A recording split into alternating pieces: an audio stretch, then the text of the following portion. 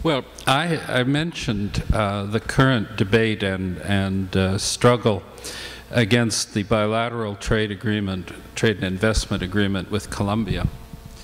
And that's something which touches every MP in this city, and which, as I've mentioned, Labour and a number of other groups, development groups like Oxfam and church groups and networks have been active on. It's something which has focused on the connection between human rights and respect for labor rights and the effects of these kinds of agreements in creating greater corporate power and in this case reinforcing an authoritarian government. So that in an immediate sense, campaigning or assisting campaigns to defeat that trade agreement in the House of Commons and to get people like Bob Rae of the Liberal Party from this city to oppose it actively would be an objective. One of the sort of slogans or demands, which is short of total opposition, it was to say, as the Standing Committee on Foreign Affairs said, that prior to approval of this agreement, there should be a human rights assessment of the potential impact of the proposed agreement on society in Colombia. There have been some MPs and others who've gone to Colombia to raise questions about this, to do studies and so on.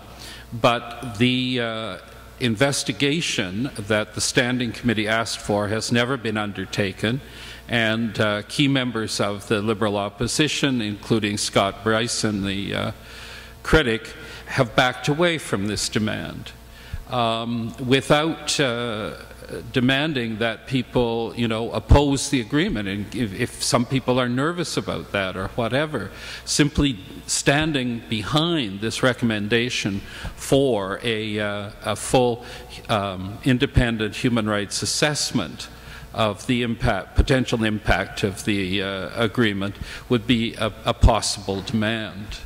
I think having community people in Toronto take up this particular cause with the member for this riding, who I presume is opposed to the agreement, with Bob Rae, with other members, including the leader of the official opposition, who's also sitting for a seat in Toronto, could be quite important. And it would be a way for people to gain some experience and engage in the debate. Thank you. Well, one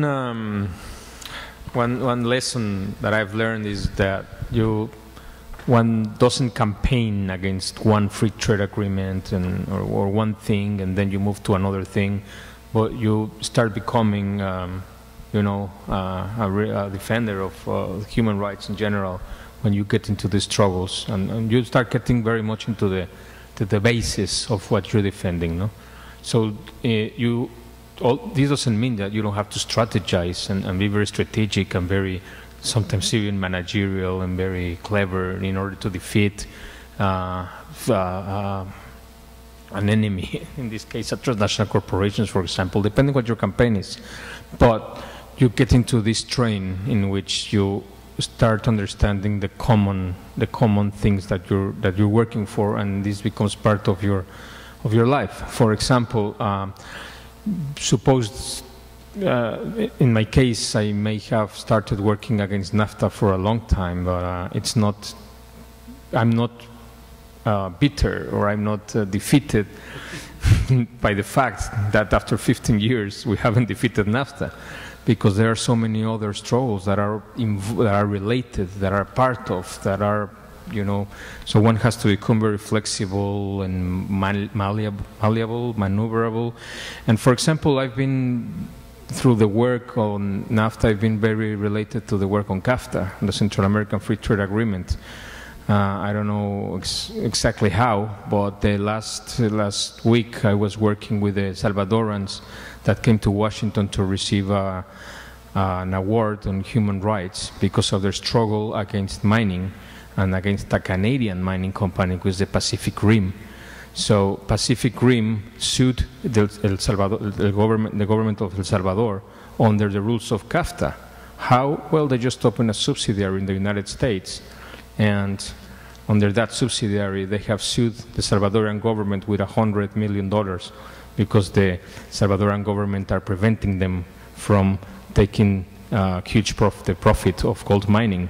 And this because of the work of La Mesa Nacional, which is people from all sorts of grassroots organizations. No? So when I was in the ceremony, which was a wonderful ceremony, I was really wondering, but how did I get here to work with the Salvadorans in Washington and against a Canadian company when my project is about NAFTA? And then, but everything fits.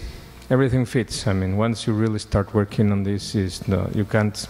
Yeah, it doesn't. It's not A to B. I mean, it's not a project. It's more than that, no. So that's my. I don't know. It's what it occurs to me to tell you.